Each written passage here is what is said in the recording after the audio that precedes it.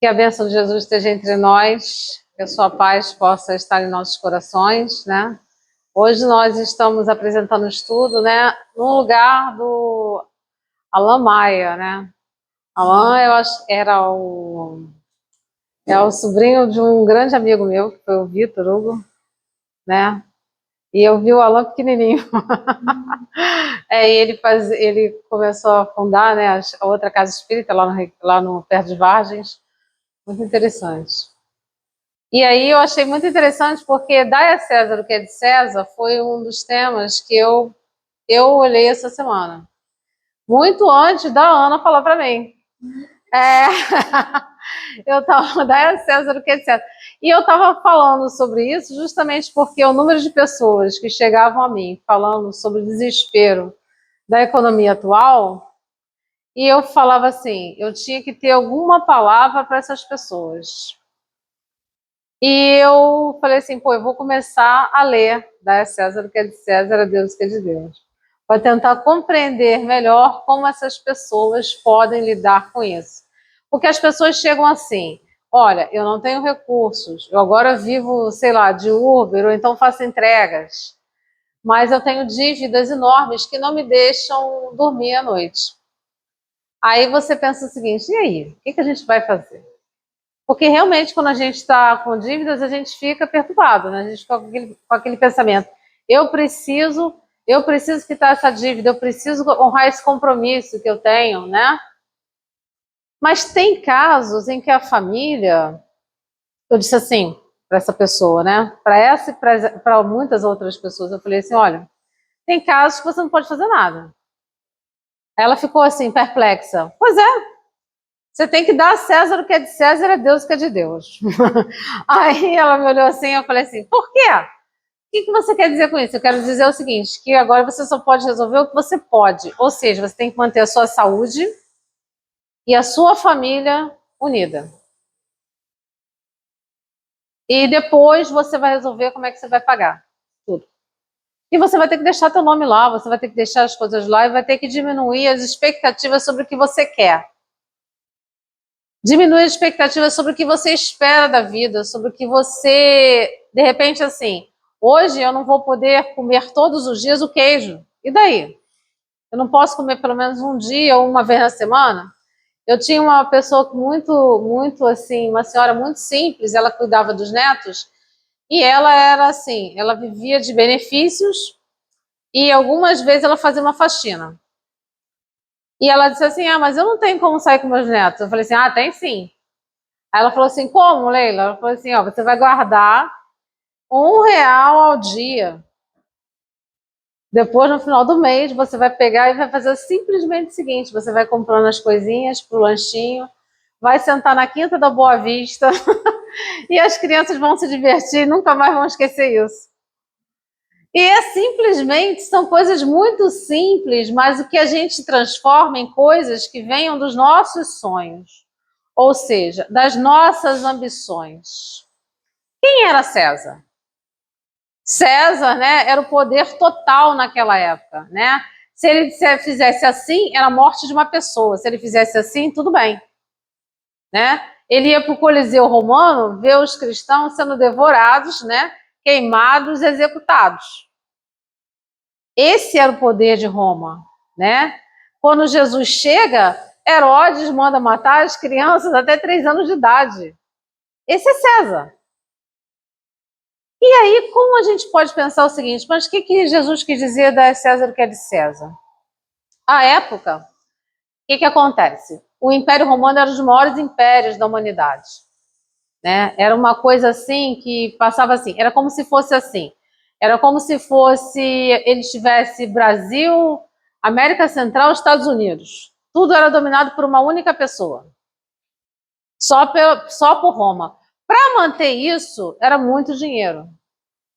Para manter isso, eles descobriram que eles tinham que pagar tributos, ou seja, cobrar, né? Eles cobram os tributos das pessoas, desde o camponês que pagava uma moedinha, né, até as grandes fortunas também. Só que quem cobrava do camponês e do resto da sociedade, justamente, eram aquelas pessoas que tinham mais dinheiro. E Roma não se preocupava em saber como isso ia ser cobrado. Tanto faz, olha, o problema é o seguinte, eu não quero saber como isso vai ser cobrado. Só quero que só chegue isso aqui nos cofres romanos. Era assim que Roma pensava.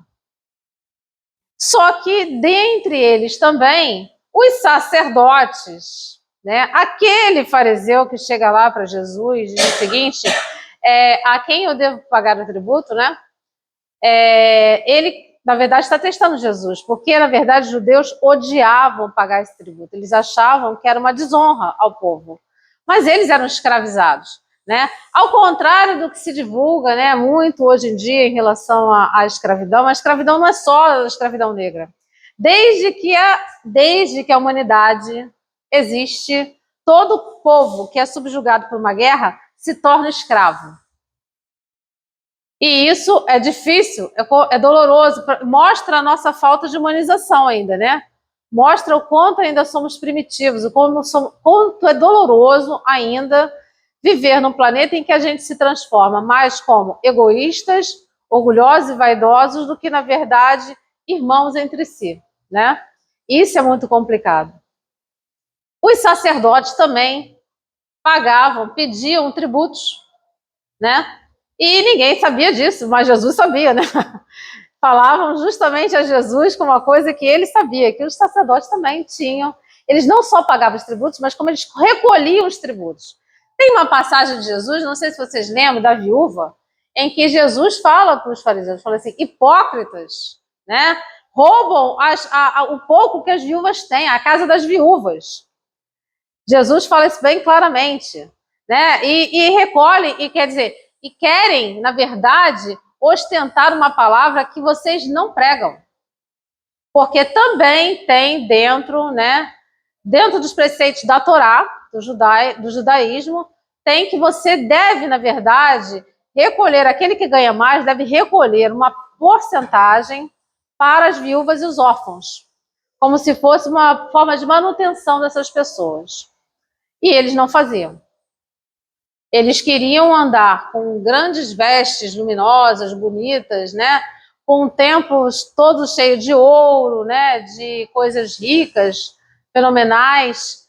E o Cristo olha para ele e diz, né? De quem é essa esfinge aqui? De quem é? O que está aqui, né? Nessa moeda? É César. Então dá a César o que é de César, a Deus o que é de Deus. Mas Jesus também está ali entregando para a gente, no atual tempo, a pensar o seguinte: qual é a nossa ambição? Que ambição nós temos? Nós ficamos infelizes porque a gente, de repente, não tem o carro que a gente gostaria? Ou nós nos sentimos inferiorizados porque fulano entra com um carro mais bonito e você com um carro menorzinho? Ou você, de repente, chega e pensa o seguinte, não, eu gostaria de ter minha casa desse jeito aqui, né, tipo assim, né, home health, né, e de repente e não acontece aquilo, e você diz assim, ah, não, mas eu moro ali, eu não quero que ninguém veja que eu moro ali. E aí a gente vai pensando nas grandes pessoas que fizeram a humanidade. Eu sempre cito a Dona Cida, né, do Fogo Selvagem. Porque a Dona Cida era uma pessoa, gente, absolutamente assim, se você olhasse para ela na rua, você diria assim, ah, essa senhora eu não dou nada por ela, né? Mas era um espírito que conseguiu, só com uma palavra de caridade, um ato de compaixão, formar um hospital inteiro. Mas não foi só ela, irmã Dulce também. Não foi só eles, foi Chico também. Fez várias obras de caridade. Divaldo, que está aí com a Mansão do Caminho. Que dinheiro eles tinham? Aí a gente fica se possibilitando o seguinte, que o problema não é tal, não está no dinheiro. Está na ação da fé. A fé, ela tem essa impulsão. Quando o indivíduo acredita no que ele faz, ele vai lá e abre caminho. Ele não precisa de dinheiro para isso. Ele vai lá e abre caminho. Várias pessoas, né? Hoje em dia a gente vê muito isso no Rio, né? Mas várias pessoas antigamente iam para as quentinhas, mas as quentinhas simplesmente se originaram o seguinte, ó, sobrou comida aqui, vamos fazer isso aqui, vamos dar para o pessoal que está na rua. São pequenas coisas. Aí você via, dentro da própria rua, um mendigo dividindo a última sopa que sobrava com o outro. Então, na verdade, a impulsão está dentro da nossa compaixão. Aí a gente vai ter que pensar, a Deus, o que é de Deus é nesse sentido, né? Qual é a nossa compaixão? O que nós esperamos e como nós movimentamos esse sentimento dentro de nós? Em relação a vencer as nossas ambições. Às vezes é uma pessoa também. A ambição não é só dinheiro, né? É poder, é mais a gente sempre fala o seguinte, nós vemos nossos políticos. Aí a gente fica escandalizado com eles. E a gente pensa assim, pô, mas quer mais dinheiro? Vocês acham que eles querem mais dinheiro? Não, não é. É um sentimento gravíssimo. Porque eles funcionam que nem os psicopatas. O psicopata, ele funciona que nem um predador. Ele analisa a presa e ele quer ter poder sobre a presa. É só para dizer o seguinte, olha, eu estou aqui, eu faço o que eu quero com você e você está rendido a mim. Então, gente, essas pessoas, obviamente, não têm mais chance de estar na nova terra. A gente chama de nova terra esse mundo de regeneração que vem por aí. No mínimo, as pessoas lá na espiritualidade, os grandes espíritos, né, que comandam a criação nossa, todos eles ordenam, eles conseguem perceber cada um aqui como está em termos de evolução. A gente não tem nem ideia disso. A gente se sente totalmente, às vezes, desamparado, desestimulado, chateado.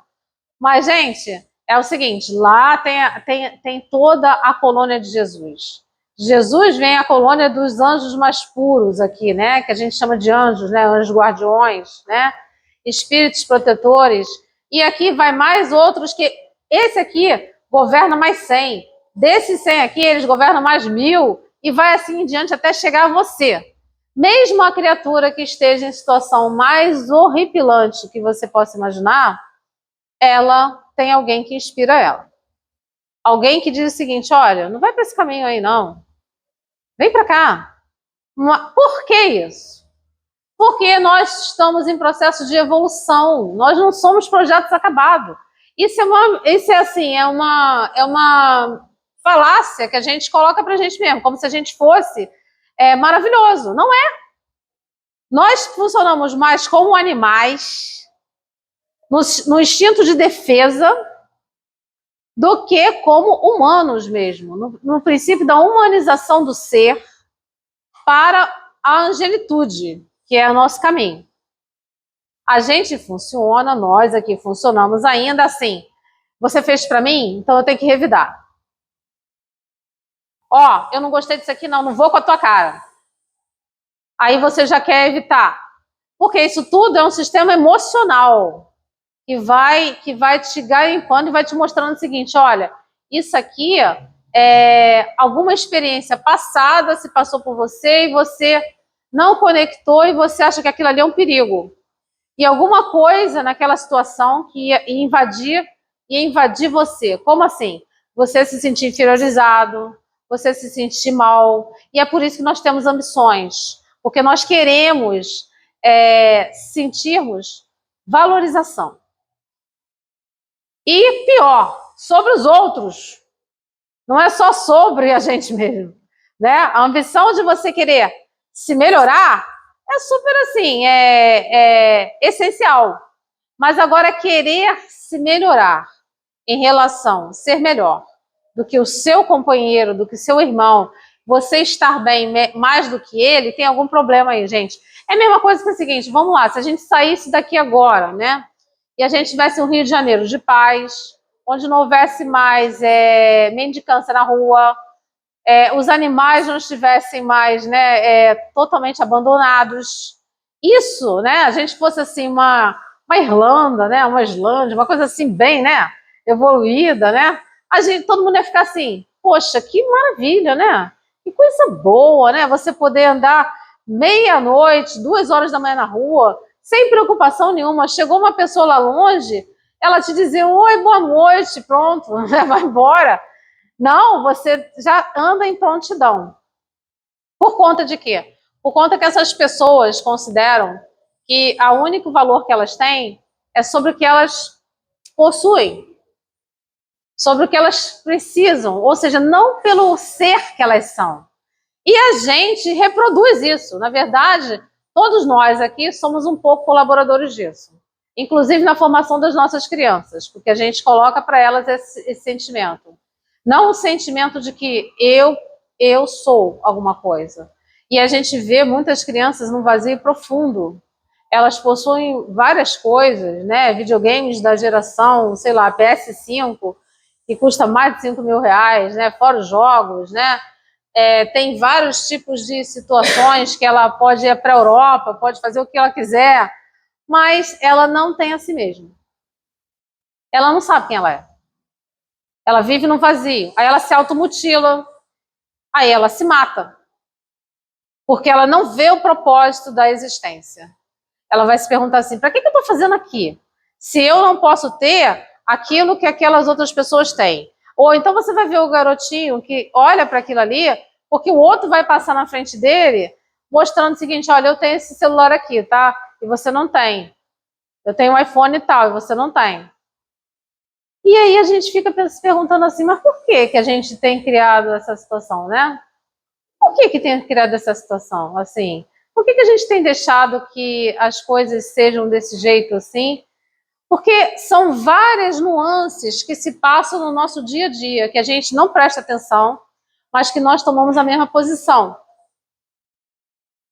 A gente toma a mesma posição como defesa, porque a gente se sente mal, né? Aí quando eu falei da Dona Cida lá, a Dona Cida entraria aqui, a gente não acharia que ela era assim, coitada, uma mendiga, tá lá no meio da rua, deixa ela ficar aqui sentadinha, né?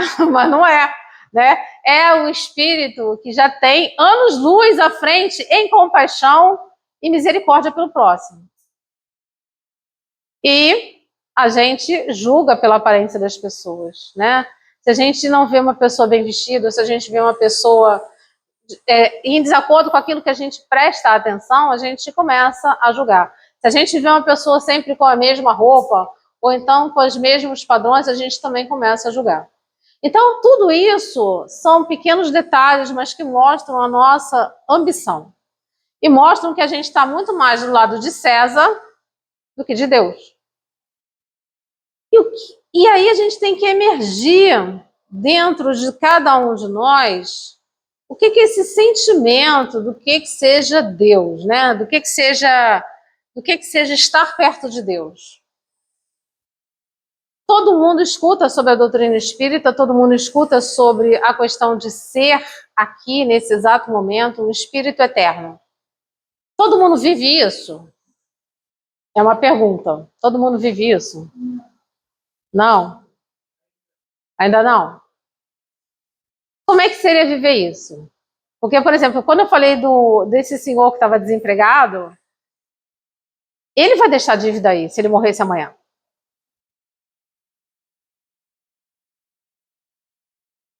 E daí? Quem ia pagar a dívida dele? Mas alguém recupera a vida dele? Não. É isso que o Cristo quer dizer para você, para nós. O Cristo quer dizer que você é mais importante do que isso. E que ele sabe exatamente que você tem dívidas. Sabe exatamente quais são os seus problemas. Sabe as angústias que você sofre quando você põe lá a sua cabeça no travesseiro. E das dificuldades que você tem de comprar as coisas, das dificuldades que você tem de manter a sua casa, de pagar suas contas. Ele sabe disso. Mas o que ele quer dizer é o seguinte, olha, primeiro, avalia os teus conceitos, avalia o que é importante para você.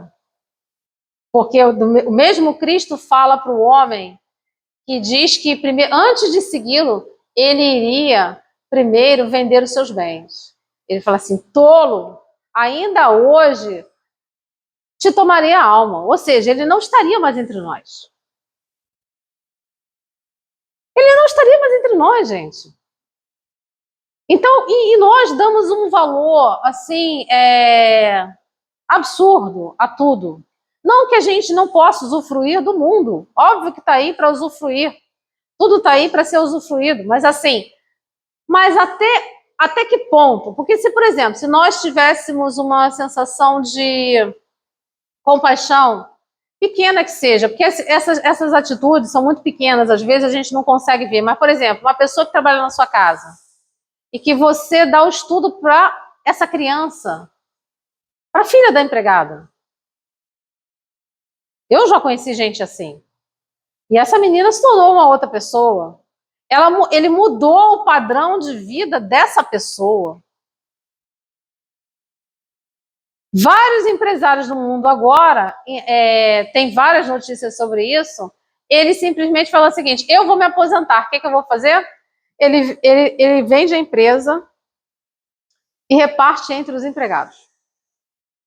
Ou então ele pega aquilo ali, pega umas ações, uma das maiores empresas de tecnologias, eu acho que é da Índia, ele pegou várias ações deles e transformou mais de 74 pessoas ricas, distribuindo as ações que ele conseguia melhorar a empresa dele.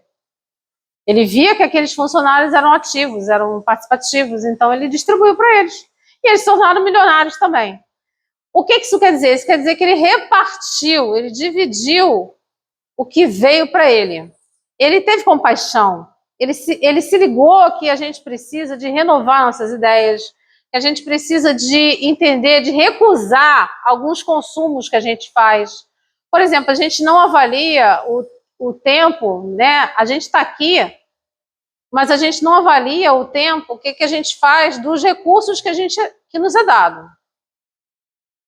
Que recurso nos é dado nesse momento? Né? Os espíritos fazem algumas spoilers sobre isso, né? Eles dizem que até a comida que você ingere é tributada lá do outro lado. Ele diz o seguinte, olha, você que está reclamando tanto da vida, você gastou tanto de comida, você gastou tanto de oxigênio, você gastou tanto de sono. Ele vai fazendo todo esse tipo de contabilidade para mostrar para você o seguinte, espera aí, você gastou tudo isso, o que você fez? Aí a gente, não sei, mas olha só, eu tentei, tá? Eu tentei. Será que a gente tentou mesmo? O problema a gente até tenta, né? Porque o ser humano é desenvolvido para fazer o máximo possível daquilo que ele pede por objetivo, se ele quiser. Senão ele fica estacionário, né? Mas assim, a sua natureza real e natural é de você resolver objetivos. Isso aqui, ó, é feito para isso. Então, todo o seu potencial anímico é para você vencer. É para você conseguir evoluir. Você só não faz isso se você ficar estacionário em outro ponto. Você quiser e você não achar que aquilo ali não vai ser a sua vida. Você quiser somente viver no mundo das sensações. E aí a gente entra realmente assim, a gente vê um grande número de pessoas vivendo sensações, não é? Hoje em dia a gente vê e a gente fica perplexo. Como as pessoas não param para... Eles não têm interesse em conhecimento. Eles não têm interesse em saber nada. Vai falar assim, para que eu vou para a escola? Saber o quê? Essa porcaria. Não tem nenhum interesse sobre conhecer aquilo. Né? Tratam mal os professores, assim como os professores às vezes tratam mal eles também, porque também o conhecimento também é diferenciado. E aí você tem pessoas que não querem ter conhecimento. Pessoas que vivem das sensações, ou seja, do prazer. Não, eu quero ficar numa rave 3 dias seguidos. Né? Entram no mundo da sensualidade e fazem coisas tão esdrúxulas que chegam a chocar a sociedade toda. A gente diz assim, pô, não estou acreditando. A gente sente nitidamente que é assim, uma geração está aqui, outra geração está aqui. A gente sente a dificuldade, né, do choque de gerações, a gente pensa assim, meu Deus, o que é isso? E aí eles estão totalmente voltados para César. O único objetivo deles é usufruir desse mundo aqui. O único objetivo deles é de estar aqui e de estar bem no mundo que eles têm. Então, eles vão inverter os valores. Olha só, se você estiver me atrapalhando, você não é útil para mim. Por quê? Porque eles são pessoas que se utilizam de... Eles têm esse princípio, ideologia.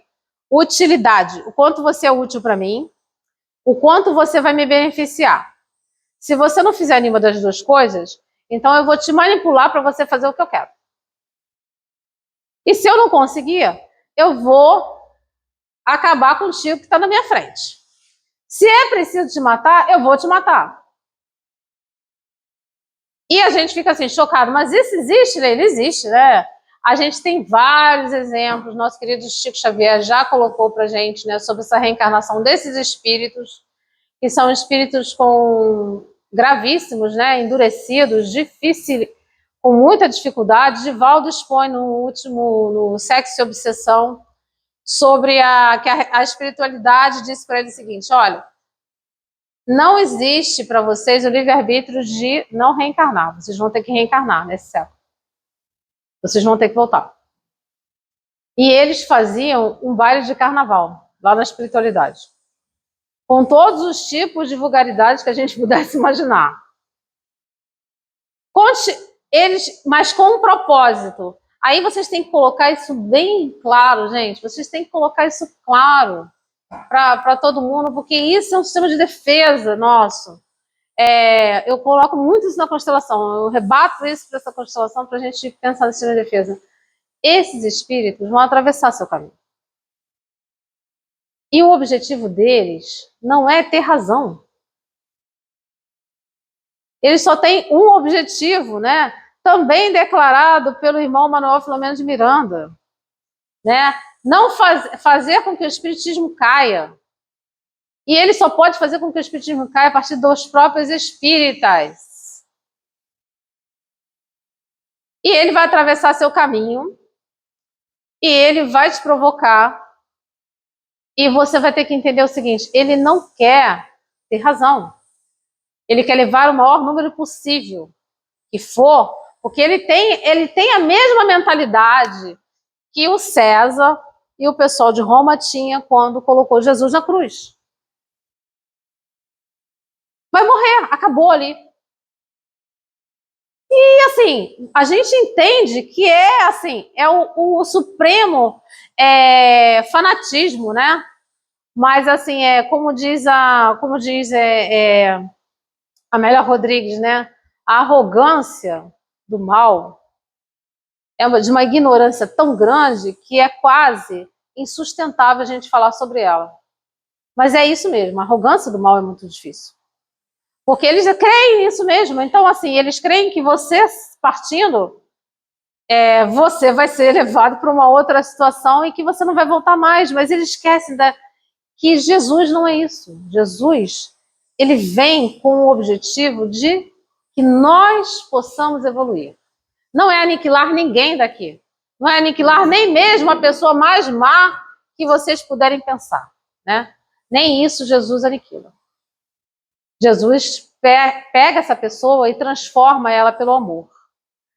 Nesse sentido, então, nós espíritas temos que manter uma vigilância, porque no Cristo Consolador, no Evangelho, Jesus, o próprio Jesus, que já foi colocado isso pelo próprio Kardec, né? O Cristo Consolador, o Espírito de Verdade fala lá uma palavra que eu acho assim, depois que eu bati o olho nessa frase, essa frase virou um ícone para mim. Que ele fala o seguinte: olha, eu venci o mal.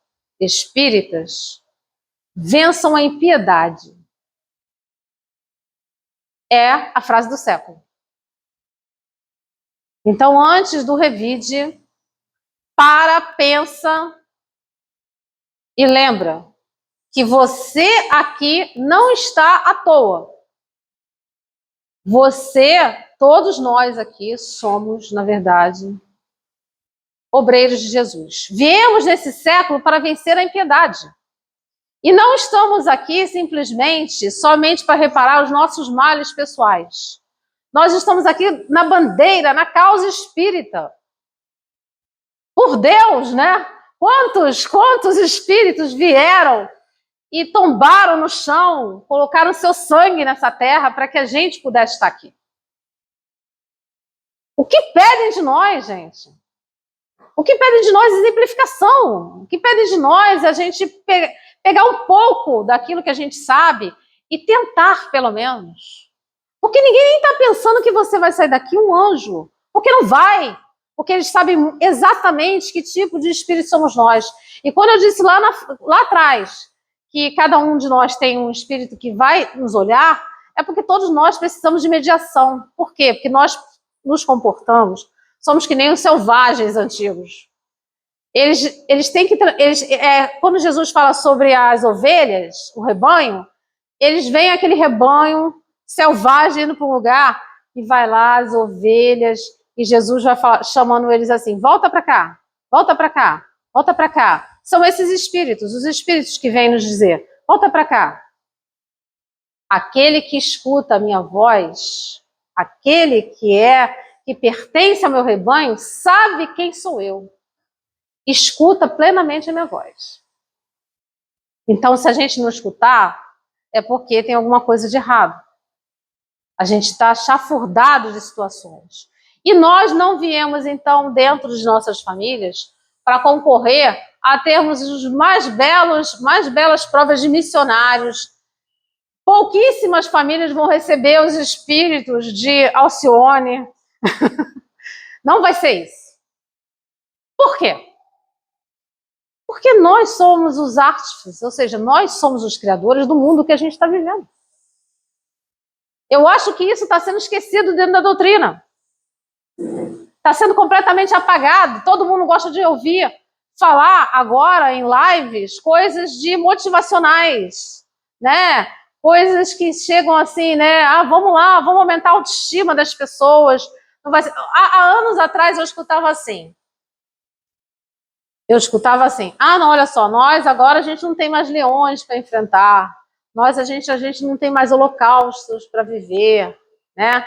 E nessa mesma data, nosso querido irmão, né, Bezerra de Menezes, falava por Divaldo Pereira Franco, dentro da casa de André Luiz, lá no Maracanã. Falava o seguinte, espíritas, sois espíritas pela segunda vez. Vós fostes assassinos e incendiários. Quereis o quê? Essa mensagem está lá, na casa de André Luiz, e foi dado por Divaldo Pereira Franco através de psicofonia do Dr. Bezerra. Eu estava nesse dia dentro da casa. Então, eu vi isso e fiquei bastante impressionada. E eu pensava na época, isso há uns 15 anos atrás, eu falava assim, mas o que pode acontecer de pior? Não é possível. Eu pensava que não tinha nada para acontecer de pior. Quando a gente abre os olhos, hoje em dia, é uma angústia acordar. É uma angústia saber porque, gente, vocês estão sobre... É como se fosse assim, eu estava escutando uma companheira falar sobre umbral, nós estamos vivendo nele. Sem que a gente saiba. O número dos espíritos do umbral já estão... eles fazem quase uma... A fronteira deles conosco é praticamente nenhuma. Se a gente não arregimentar dentro da nossa casa o culto do evangelho no lar, manter a prece constantemente, manter a boa vibração para estar em companhias boas,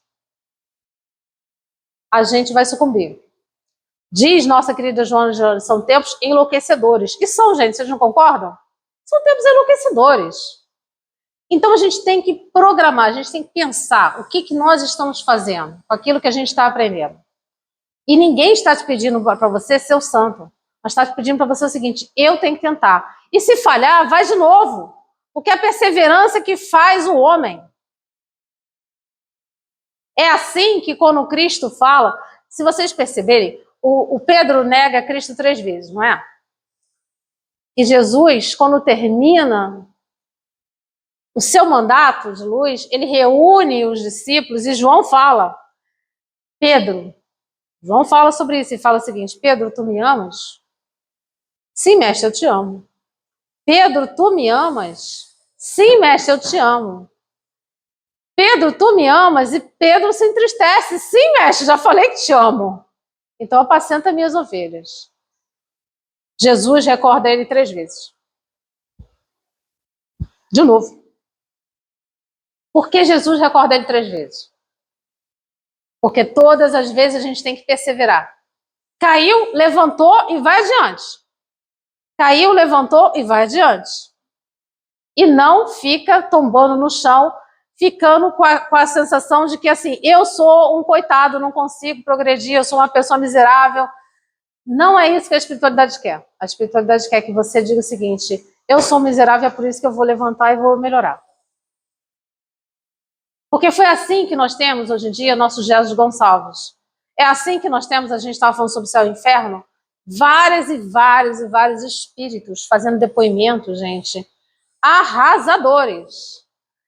A gente acompanhou depoimentos como esse das crianças, né, da creche, e vários espíritos no céu e inferno já falam sobre depoimentos desses lá atrás, no tempo de Kardec. Kardec falava, inclusive, de pandemia. Presta atenção, gente. E nós não damos conta disso, né? Porque a gente, na verdade, nem observa o que é essa dimensão toda. Ele fala no céu e inferno, tem o acompanhamento de eu vou chamar ele de judeu, que o nome dele é bem complicado. Ele é um mendigo, ele era um mendigo judeu, e esse mendigo, ele fazia o seguinte, ele pegava tudo aquilo que ele recolhia na mendicância dele na França e dava para as mulheres que não tinham marido, ajudavam os órfãos, ajudavam todas as pessoas. E ele vivia sempre muito pobre. Não tinha dinheiro para nada. E todo o dinheiro que ele recolhia, e Kardec falava assim, fala espantadamente assim, olha, ele recolheu muito dinheiro, como por exemplo, assim, ele tinha recolhido mais de 100 mil reais. E de todo esse dinheiro, ele não guardava nada para si. Ele só recolhia e dava para as outras pessoas. E ele morreu de uma forma trágica, ele morreu dentro de caindo, e morreu dentro de uma vala, de um poço, foi uma coisa horrorosa, assim, né? E aí ele é evocado, olha só, isso até é até inspirador, né? Porque assim, a gente não faz esse tipo de coisa, né? Não é no espiritismo. A gente não faz, infelizmente, eu não sei se alguém aqui tem algum grupo espírita que faça isso, mas assim, que eu conheço atualmente, ninguém faz isso. Uma semana depois, Kardec vai lá e evoca ele. Kardec evocava os espíritos assim que morriam em mortes violentíssimas, como um dos criminosos que morreu decapitado. Kardec evoca ele 3 dias depois.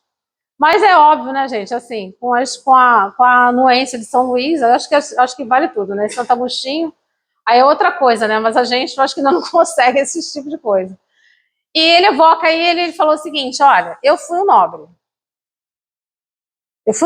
Essas terras todas que você vê aqui foram minhas. Inclusive, chamavam ele falou assim: mas aí, o que aconteceu com você? Ele falou assim: eu malbaratei tudo que eu tinha. Eu cobrava, inclusive, dos mendigos, para os mendigos também me darem tributos. Ele falou de coisas horrendas que ele fez, né? E de situações. Ele pediu, a primeira reencarnação foi duríssima. Ele pediu 3 reencarnações assim. 3 reencarnações assim. E aí, gente? Só nós aqui que a gente diz assim, meu Deus, eu não aguento mais, essa aprovação é uma aprovação muito grande, eu não vou aguentar, não vou tolerar, minha vida vai acabar. E os espíritos dizem assim, não, vocês já sofreram coisas muito piores. Agora nós estamos no lucro. A nossa reencarnação aqui está suave.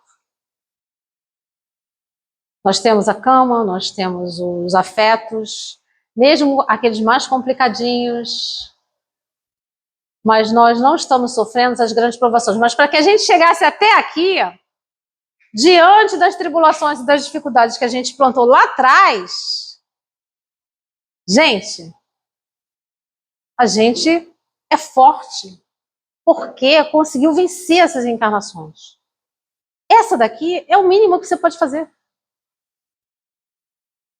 Nós somos fortes porque a gente conseguiu vencer essas reencarnações. Essas reencarnações não foram fáceis para nenhum de nós, né?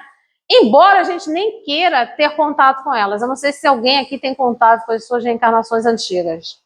Alguma tribulação. Tem? Tem contato, Silvio? Não? Tem, Leila? Contato?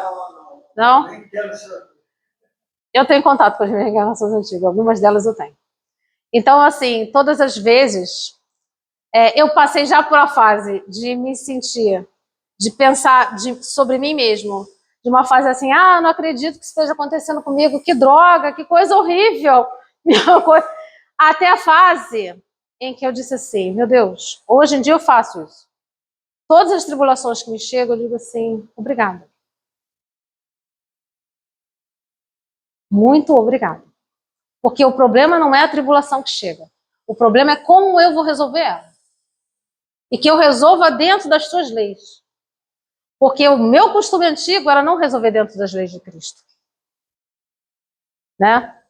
E como diz a nossa querida irmã Ivone Pereira, né, que eu amo muito, né, e que é um espírito que também me dá esse apoio, me dá essa luz para mim. Né? Ela fala sempre sobre isso. Ela diz o seguinte, as reminiscências de vidas passadas é uma coisa penosa para os espíritos.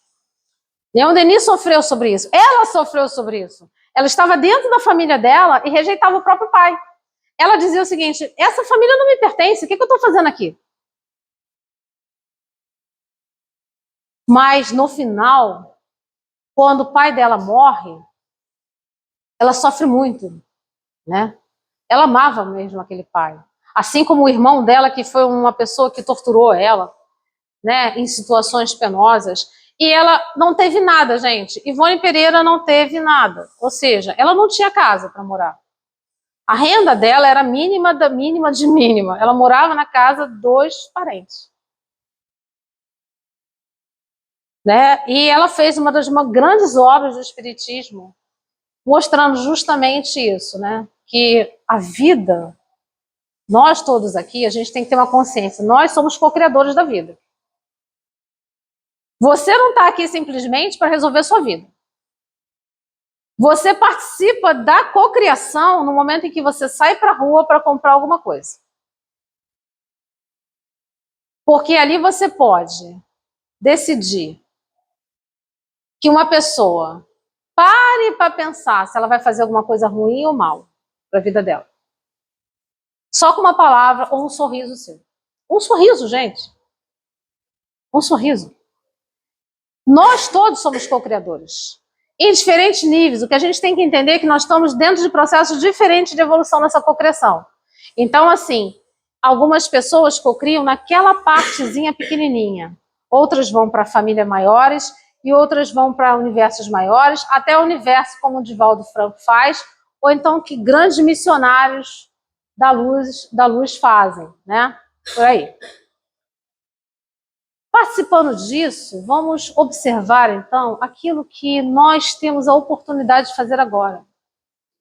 Quando chegar em casa, o parente difícil, olha bem para ele.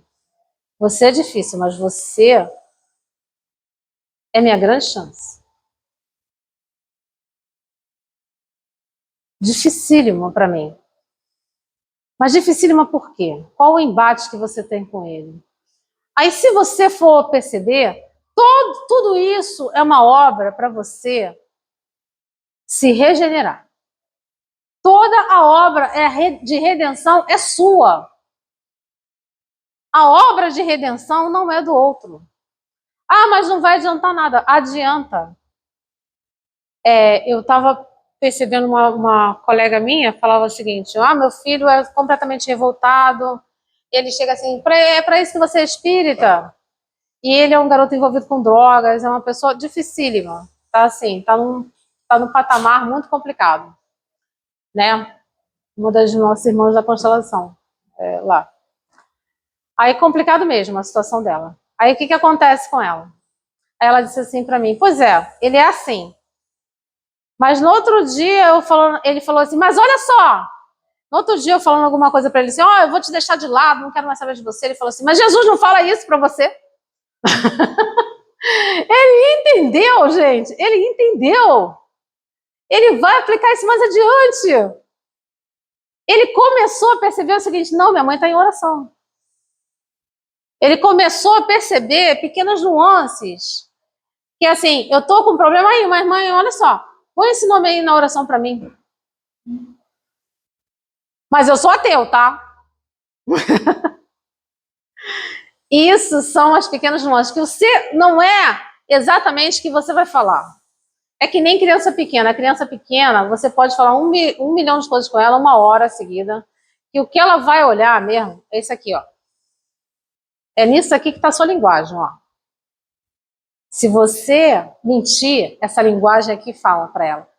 Porque desde pequenininho, quando ela queria as coisas, ela te olhava assim para ver o seu rosto. Então, se ela chorava, ela sabia que você ia ser atendido, de acordo com o que você olhava para ela. A primeira linguagem que a criança aprende é emocional, e nós também. Tanto é que quando a gente fala dos autistas, eles justamente têm problemas justamente nessa parte da linguagem. Eles não conseguem registrar muitos aspectos do rosto, muitos aspectos dessa parte facial que a gente está falando, do que a gente está exprimindo. Então vamos pensar nisso, vamos aventar dentro do coração de Jesus como a nossa causa. Jesus não é palavra morta, como diz Emmanuel. Jesus vive. Quantos de nós aqui sentimos aquela conversa com Jesus franca? Jesus, olha só, eu tenho esse problema. Me ajuda a corrigir esse problema que eu tenho? Me ajuda a eu entender a vida de outra forma? Me ajuda a eu perseguir o que é verdadeiro, o que é certo? Me ajuda a dar a César o que é de César, mas a Deus, sobretudo a Deus, o que é de Deus. Me ajuda, Senhor Jesus, a sair do pântano de minha própria miséria. Me ajuda, Jesus, a ser a luz diante da madrugada fria e cinzenta da terra atual. Me ajuda, Jesus. É tão simples, não é? É tão carinhoso. Porque o Mestre desce lá do alto todo ano para nos mostrar simplesmente isso. Eu vos aliviarei. É o que Jesus diz. Eu vos aliviarei. Ele nem diz que vai tirar as suas dores. Ele diz o seguinte: eu alivio as suas dores. Eu estou contigo. Eu quero encontrar as suas mãos. Mas ouçam a voz do pastor. Não deixem que outras vozes ressoem dentro de vocês, trazendo as ilusões que trazem as grandes decepções e os precipícios do mundo. É momento. É momento. E é um momento profundo para nós, os espíritos. Não tereis outra chance. É difícil de falar. É difícil de dizer. Já fostes lhe dados todas as oportunidades. Não cansem de operar dentro de vocês a compaixão e a caridade. É momento. É momento, filhos do coração. Ergam a fé à altura que Jesus lhes deu. Encham a palavra da compaixão e da caridade. E sejam firmes no propósito que o Cristo nos oferece. Não olhem para trás ante as quedas da cidade. Não procurem aquilo que deixaram. Visualizem uma frente à eternidade. Estaremos convosco até o fim dos tempos, como a promessa de Jesus fez em torno de nós. Muita paz em nossos corações. Em unidade de fé. Graças a Deus.